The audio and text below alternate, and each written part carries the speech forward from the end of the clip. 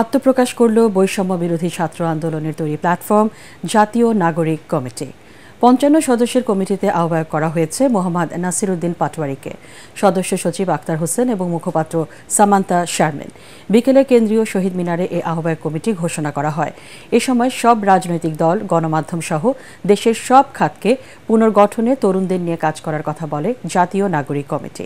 মাজহারুল হক মুহাজিরের report.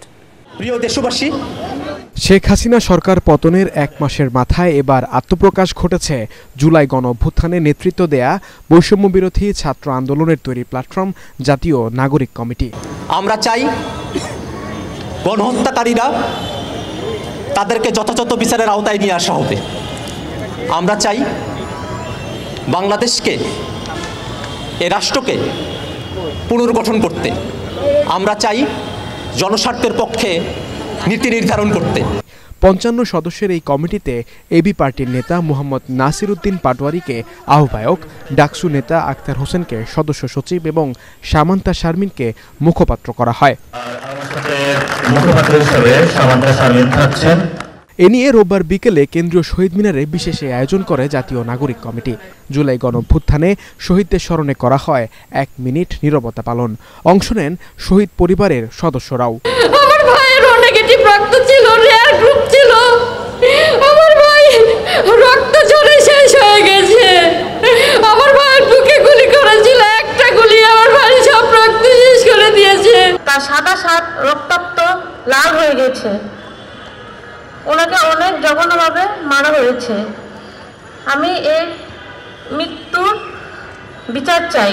এ সময় গণপরিষদ গঠন করে গণভোটের মাধ্যমে নতুন গণতান্ত্রিক সংবিধান তৈরির জন্য গণ আলোচনার আয়োজন করা সহ ৮টি প্রাথমিক কাজের কথা তুলে ধরেন মুখপাত্র সামান্তা শারমিন।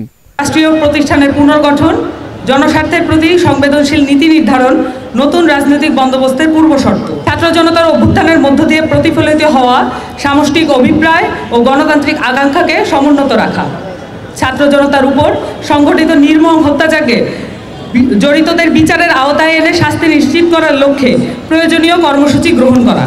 তবে এটি রাজনৈতিক কোনো দল হিসেবে গঠিত হবে কিনা এমন প্রশ্নের জবাবে নতুন এই প্ল্যাটফর্মের আহ্বায়ক নাসিরউদ্দিন পাটোয়ারী জানান, আপাতত রাষ্ট্রের সংস্কারে সবাইকে নিয়ে থাকতে চায় জাতীয় নাগরিক কমিটি।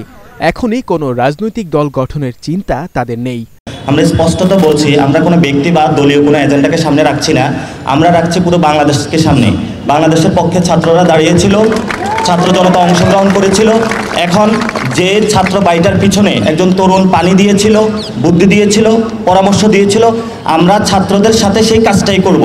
আমরা তরুণদেরকে একসাথ করতেছি এবং তরুণদের একটা প্ল্যাটফর্ম গঠন করতেছি। ছাত্ররা ছাত্রদের জায়গাতে কাজ করবে, তারা বাংলাদেশের জন্য কাজ করবে, তরুণরা তরুণদের জায়গা থেকে বাংলাদেশের জন্য কাজ করবে।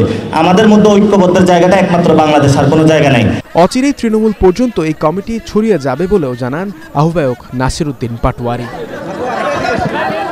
মাজহারুল হক মুহাজির, এটিএন বাংলা, ঢাকা।